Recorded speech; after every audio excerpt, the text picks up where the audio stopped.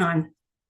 I think of some of the young people that I worked with as a social worker, and those kids who were renters and displaced a lot, had to start new schools. They had to build new relationships with teachers. Their learning was disruptive.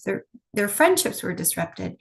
It really had a negative impact on their future, their learning, their life, their well-being, their feeling as a person that they could create a web of caring adults that they could count on.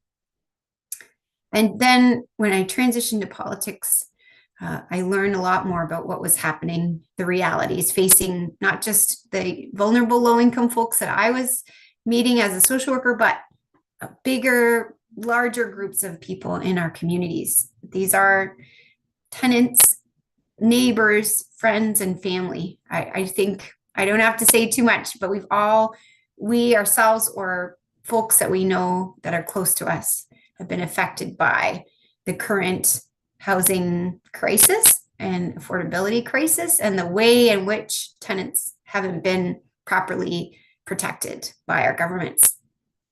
So that's kind of what led me to today. One of the big focuses I've had since joining City Council and since becoming MPP for Kitchener Centre. So like one of the first things that happened when I was a city councilor, a neighbor, a friend of mine approached me and said, Aislinn, I got this letter.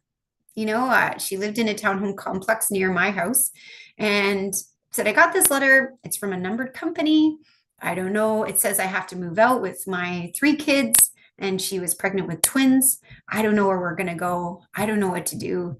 This is really scary.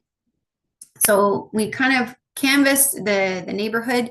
We got together with Social Development Center eviction prevention folks and put on a town hall with legal services and Social Development Center staff to make sure that nobody was left behind.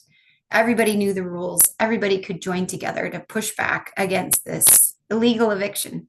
So what the letter said was that, they needed to do repairs and the people had to move out in order to do those repairs. So this is the law.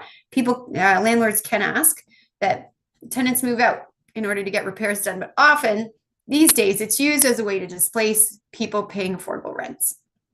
So we know that 96% of the affordable housing that exists was built before 1996.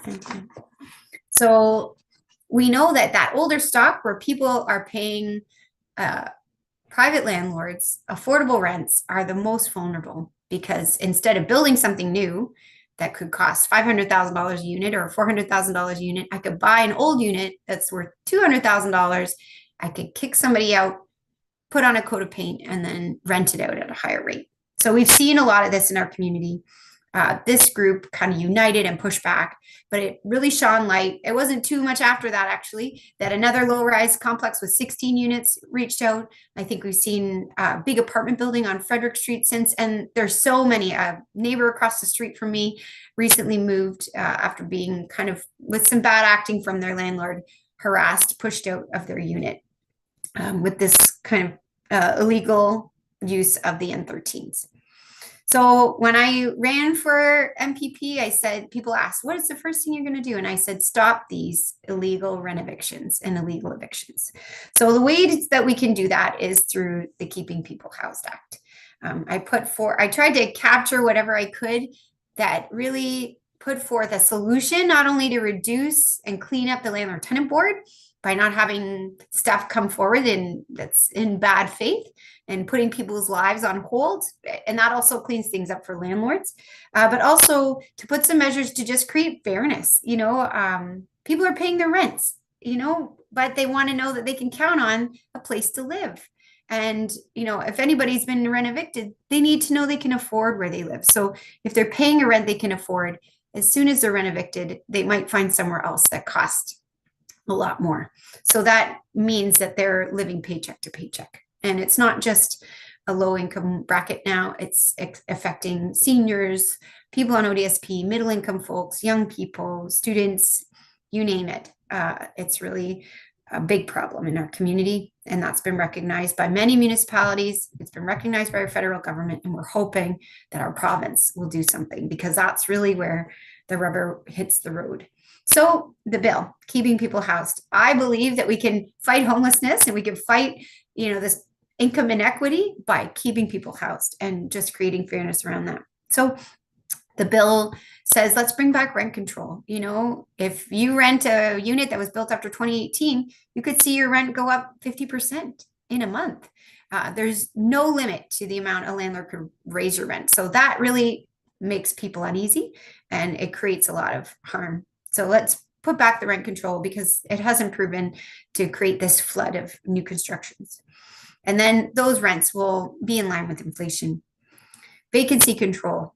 When landlords can double the rent they charge or triple even sometimes by displacing somebody, there's a high motivation to get someone out.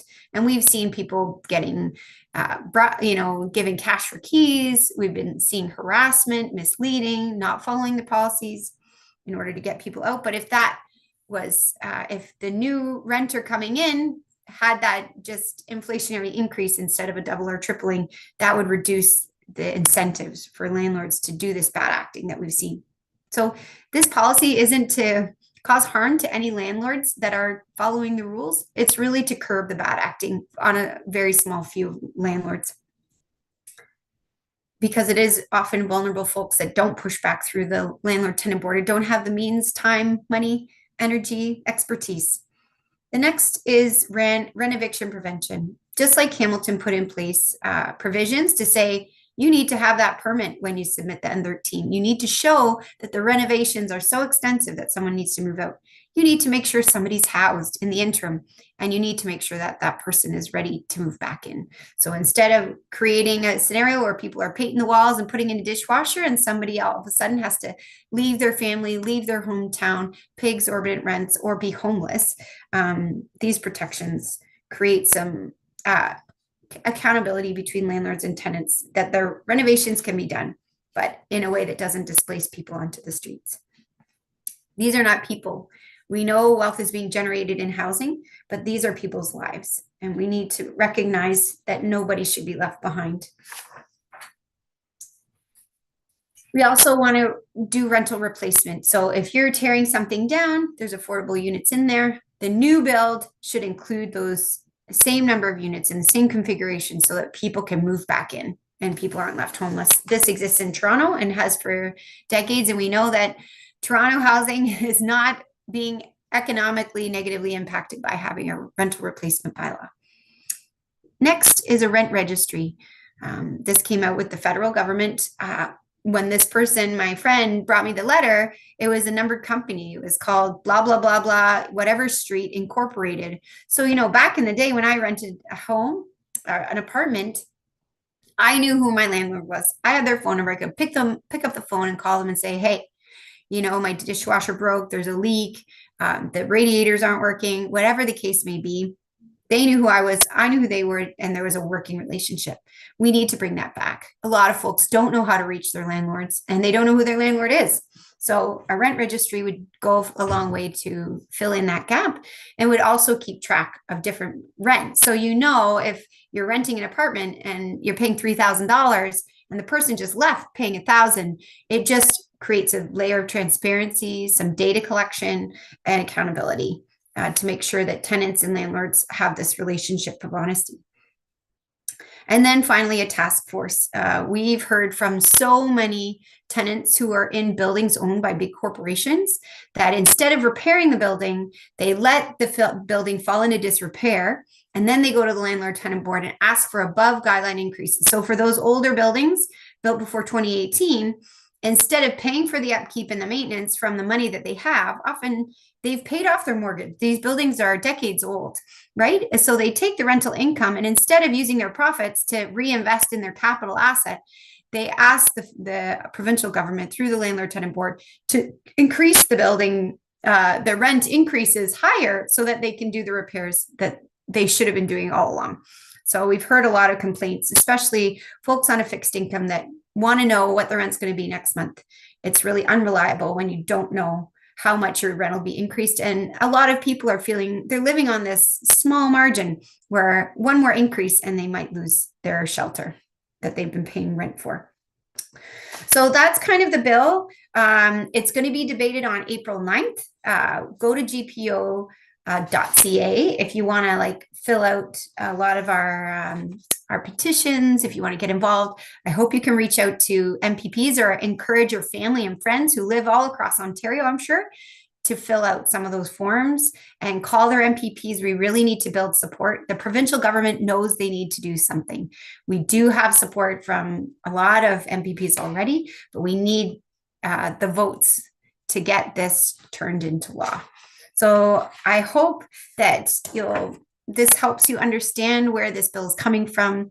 It's been supported by a lot of housing experts. We did a ton of stakeholder consultations with individuals, researchers, stakeholder groups, advocacy groups to make sure that this is really what really is needed right now. Sorry, I'm just going to remind you that go to gpo.ca/pass-do, and that's where you can get involved and let your voice be known. And so I just wanted to create an opportunity to answer any questions. So if you do, please put them in the chat. And I'll do my best to answer whatever questions people have about the bill and about my work at Queen's Park. Thank you. That was great, Aislinn. We've got a couple of questions here. What are your thoughts about the issues with the landlord-tenant board? The backlogs are bad for tenants, and for landlords, people are having to wait months or years to have their issues addressed.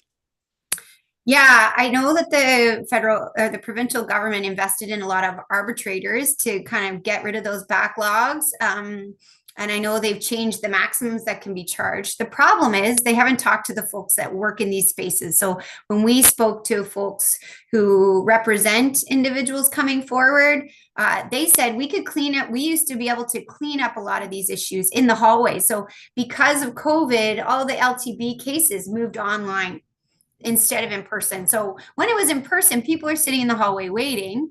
And, the rent bank was there and said, oh, okay, hey, Donna, what's up? And she's like, oh, I fell behind, 6 months ago and I was a week late paying my rent. And now my landlord's taking me to LTB. And then the rent bank could say, okay, how can we help? So you get the landlord there and say, okay, we're going to loan Donna the money and we'll get this cleaned up. And all of a sudden, boom, we've cleared off half of the wait list by just resolving things through mediation, getting social services involved by, some folks maybe on a fixed income want their rent to be paid in a different way. They shared that there's no limit for landlords. So if a tenant is behind in their rent by $6, they could get evicted. So, why don't we create some barriers, some measures to say, okay, if your tenant is behind by $500 or $1,000 or 2 months rent, let's create a streamlined approach. We believe that good protections for tenants would prevent this flood of landlords looking to increase the rent a lot, rent evict, and move their family in using the N12. So we've seen massive increases in landlords looking to rent evict, like 300% since 2017. So we need more accountability for landlords to deter bad faith evictions. Only 4 landlords have paid on average $5,000 in the past 3 years. So there's no accountability. So folks know that it'll work for them. They might as well kick the can. 2, we need some barriers so that we're not just addressing things that are in bad faith, whether it's tenant or landlord driven. And C, we should move back to in-person hearings so that people can get good representation. Lawyers have also shared that they're spread across 10 rooms online and they could be all at the same time. So most people aren't getting represented, which means it takes longer. Right. So there's a lot we could do to clean up the LTB. I hope to work on that as well. I do think that this legislation will do a lot to move people away from this tribunal as a solution and create some barriers and protections for renters so that they don't have to go through this because it's bad for their health. People lose a lot of sleep over the years while they wait. We've got another question here about if you've heard from any other MPPs, if you've talked to other MPPs about this bill, and do you know if any of them plan to support it? Thank you. That's a good question. I know we do a lot of talking in the media and to folks online, but I work really hard at Queen's Park to work across party lines and build bridges with different individuals. So we did a blitz. We sent everyone a letter kind of explaining the bill. I've been walking across back and forth to NDP, Liberal, Independent, Progressive Conservatives, talking to them about my bill coming forward. So there is support. Of course, we hope the governing party will support it because they hold the majority right now.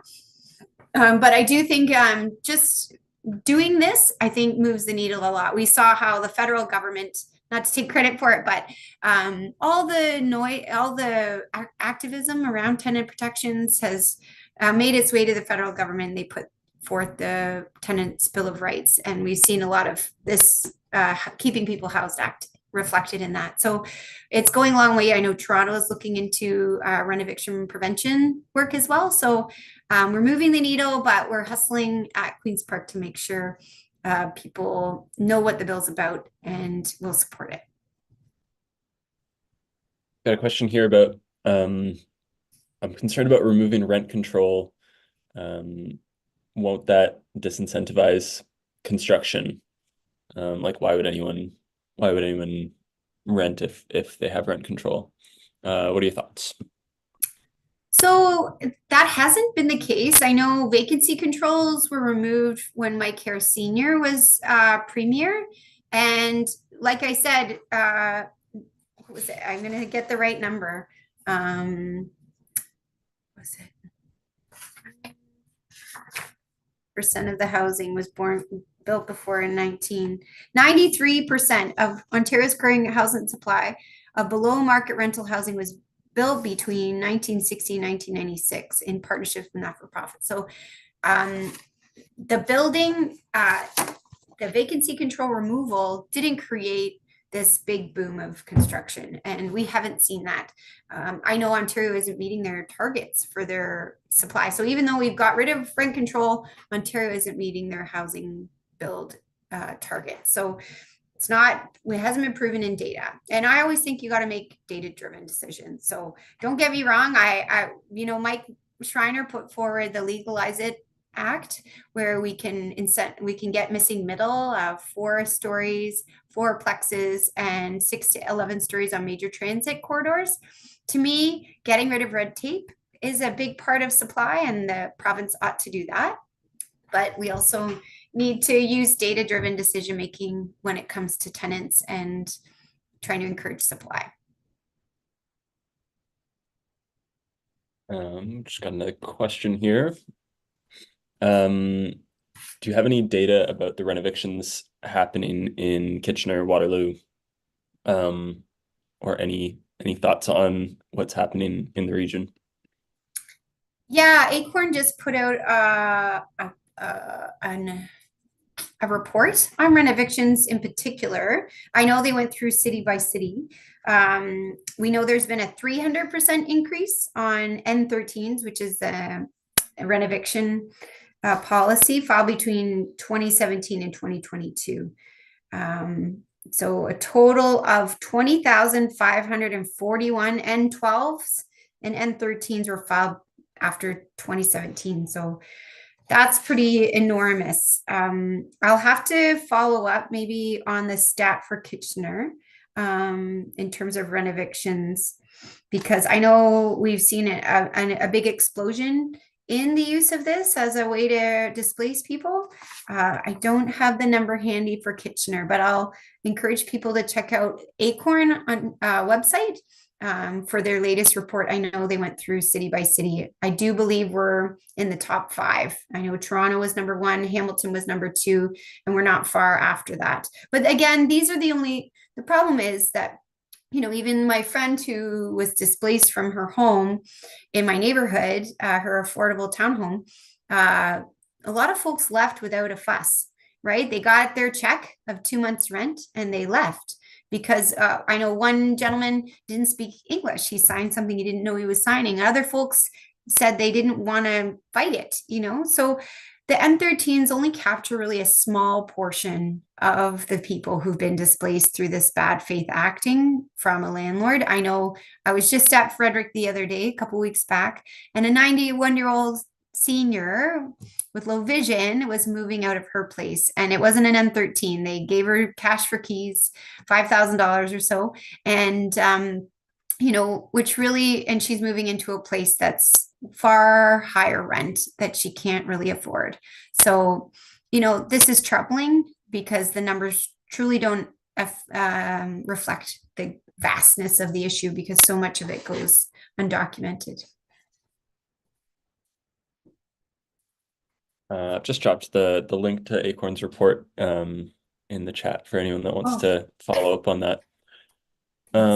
Is there anything in the bill to increase protections for renters from landlords who evict for personal use, or who sell their unit because they're making less profit with the new restrictions? We don't have anything specific about N12s. I mean, we do with the vacancy control should control that. Like, I know lots of folks say, oh, a family member's moving in and then they don't. And like landlord tenant board is for that. So hopefully if the landlord tenant board gets cleaned up because of these protections, people can have more success and a quicker turnaround in getting their place back. I believe N12s are, I don't think they're a demolition. They might be for demolition as well. So the rental replacement does protect folks whose N12 is being used for demolition. So that's a protection there. And I can't remember the second part of that question. N12s. Can you repeat the question, James? You bet. The second part of the question was about landlords who sell their unit because they're making less profit as a landlord as a result of the restrictions you're proposing. Yeah, so landlords can always sell their place, right? It doesn't mean someone has to move out. I mean, less profit. I think that's the question here. What is a fair amount of profit? I know Mike Beer, local investor landlord who's used some bad faith tactics to displace people, bragged about 19% profit. So while I understand that people want to protect their investment, I also think we need to question all industries, whether it's oil and gas or industry or housing or, big corporations like Walmart. And what is too much profit? What is gouging? Oftentimes folks say they don't make as much profit. Well, I do push back because for landlords, I get there's a cash flow and you're paying a mortgage, but there's also your capital gains. So we know the price of housing has increased quite a bit in the last few years. So while maybe the cash flow is less, maybe they've made more on their capital gains. And when they sell their property, they make a lot of money when they sell it. So people don't have to move because their landlord is selling a building. My neighbor who just recently got displaced, they did push back and they did come to an agreement with their landlord, but their landlord wanted to sell so they could sell the house for more. So I know that's a thing as well, but people don't have to leave when the unit is getting sold, from my understanding. But please check in, like if you need legal representation, please go to Waterloo Region Community Legal Services or get some legal counsel yourself. I'm not a lawyer, so I can't give people advice. Always a good reminder. Got another question about the housing crisis being caused by a lack of supply. If there's not enough homes being built to keep up with the population growth that the region is experiencing, and about how we need to start with building homes, not rent restrictions. I don't think they are mutually exclusive, right? I think the bill that Mike Schreiner put forward was endorsed by home builders, tenants, local groups, and provincial groups about increasing supply. The problem is we've incentivized tall and sprawl. So the things that are getting built are big, tall buildings and massive suburbs and huge homes. So we need to create opportunities for the missing middle to be financially viable for builders. And then it's not just one kind of developer who's going to move ahead on these projects. We want to make it easier for many kinds of people building many kinds of homes. So cutting that red tape, I think, is the supply answer that we've been waiting for, and we need the province to get behind that. So if folks out there are interested in supply, please push your MPP to vote in favor of the Mike Schreiner's bill. James, I hope, could you put that in the chat as well? We have a Legalize It campaign if you're curious about supply. When it comes to, so there's also negative supply. So a lot of people buying investment properties. So people are buying their second, third, and fourth home, and then they're renting them out, oftentimes now as Airbnb. So we know that this is negative supply. So if supply is a concern for you, I do think we need to do more to curb Airbnbs like Toronto is doing, that people would rather have a short-term rental, which is more profitable, but it creates a negative supply where our homes are being turned into hotels and our hotels are being turned into homeless shelters. So I know locally we have about 700 plus Airbnbs just in Kitchener. So that's 700 apartments that are no longer on the market. So that's negative supply. For every 1% increase in Airbnbs, there's a 2.5% increase in rents. So we ought to do more as a province to curb this negative supply of Airbnbs. We should do more to cut the red tape, to infill development on the infrastructure that we already have, so we don't have to wait 10 years to build more homes. But we shouldn't be doing this on the backs of tenants. Tenants right now aren't getting ahead financially. So I think there was a recent study put out there that says tenants are barely making any improvements in their financial situation, whereas everybody else is making far more. So we need a bit of fairness, and profits shouldn't come on the backs of tenants. And I don't believe that that's the case. So if you build something right now, and you put it at the market rents. I know Kitchener, they're doing a lot to build a lot of apartments, purpose-built rentals, but we also need the government, like the provincial government, the federal government, to fund deeply affordable co-op and supportive housing. So I'll be working on that as your MPP. We've got a question about just that topic. Someone's asking about we should prioritize the construction of affordable units. Rents are high because there's nothing affordable or market rate that, non-market rate, unless you want to share with a bunch of other people. And they point out that the definition of affordable, 80% market rate, leaves a lot of people behind. Yeah, we need many definitions of affordable. Like right now, our wait list for rent geared to income is over 8,000 people and 7 years, and it's not getting any shorter. It's just getting longer. Situation is dire. Agree, we need to build more, but we also need to protect what we have. There's a lot of affordable units out there. If they stayed affordable, like Union Co-op, a local group, instead of building a new property that they would make affordable housing, they bought apartment buildings that were already affordable.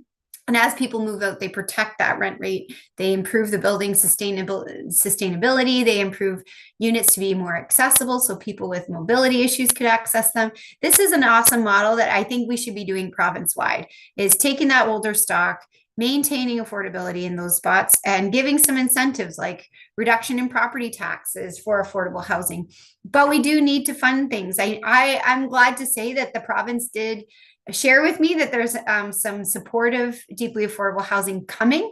I know we have 2 projects with Indwell that have been helped by federal dollars and provincial dollars. So at St. Mark's Church, St. Peter's Church. So there are projects, but there's a backlog, right? A massive backlog, and we're not keeping up. So with these protections in place, people can keep their housing. They don't need to end up on the emergency housing wait list that keeps getting longer. We can protect the affordable housing stock we have so that we can start getting ahead of the problem. Right now, we're not barely touching the hemorrhaging of people being displaced. I know in Ontario, there's a mass exodus of folks in their 20s and 30s outside of Ontario. I think it was 50,000 deficit because and housing was the main indicator of why young people left. So we train people to be nurses and doctors and teachers and tailors and truck drivers, but then they leave because they want to buy a home and they want a place they can afford to live in. One final question for you, Aislinn. Someone's asking about protections for landlords as well. They point out that there are people who are good landlords that are being taken advantage of by tenants, and they can't get an LTB hearing for months. And they're wondering if there's anything in this bill that will sort of help them with that side of things. I think as we clean up, like we saw 300% increase in N13. So as we clean up the bad acting cases, that will clean up the backlogs, I think, in a massive way. So we need those timelines to be reduced. There is an equity there where landlords are being seen within 6 months and tenant cases, driven cases are seen within 2 years. So there is an equity there, even at the landlord tenant board of bias. But I think if we can get the landlord tenant board cleaned up by creating a few parameters, by getting help involved before it leads to an LTB case, we could do a lot to improve the situation for landlords who are facing difficult or tenants that aren't paying their rent or causing damage to the property. I know there's a lot of stories of people who have had bad experiences, so I'm sensitive to that too. And I think these improvements would go a long way to helping the LTB function as it's meant to. I misspoke. We got one more question. Is there any way to protect young people who enter the housing market as first-time home buyers from going bankrupt / losing their home? Yeah, so one of the controls that are in place in BC is they got rid of Airbnbs except if it's in your primary residence. So I know a friend of mine to get into the market really needed, and myself included, I owned a duplex when I was on my first home, and I rented out half of the house. So creating an opportunity for people to rent out some space in their home creates a protection and a buffer. And so that's important. I think I think we need a better system with our banks. I know there has to be some creativity. A friend of mine, for example, her friend owns a home, and instead of her buying her own home that was too expensive, they kind of shared the lot. So she put her home in the backyard of the friend's home. So unfortunately, a lot of our systems are in place in a very traditional way that only look at this one type of home ownership. So I know there's new stuff coming out about home ownership geared to income, right? So affordable home ownership. I know I'd like to see more money spent on Habitat for Humanity that makes home ownership accessible. Let's create creative solutions like co-ownership where people could buy a triplex together. I've talked to a couple families where the parents live on the main floor, the kids live upstairs, grandparents in the basement. So I think we need to kind of explore all avenues for folks to enter the housing market, but we also need to curb speculation. I think when people are buying their 10th and 15th home, and there really isn't any disincentive to do that, you may drive the prices way up for first-time home buyers. So we need some policies that aren't in this bill, unfortunately, but need consideration. I know Mike Morris was advocating for REITs to be taxed just like everybody else on home ownership, because the ownership of the housing market has gone from 20% to 30% in recent years. So we have pension plans buying up homes. So it's hard for young people to compete against a pension plan.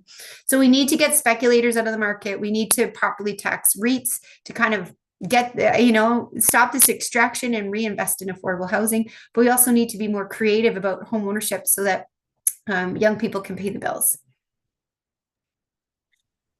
Thanks, Aislinn. Question for me, hoping you could direct people to where they can sign a letter and learn more about the bill. Yeah, thanks for the reminder. So if you can, please go to gpo.ca/past-due. So the reason we called it past due is these these rules and policies and changes are overdue. So past due. So I hope people can look at our link and follow us, and please reach out to any MPP, if not all of them. I always say go on at night at 6 p.m. when everybody's office is closed and leave voicemails across the province. It takes you 10 minutes, to call a whole batch. So I appreciate everybody's support and encouragement. And if there's any feedback you have, please reach out to our office as well. But I hope you can get involved and support the bill.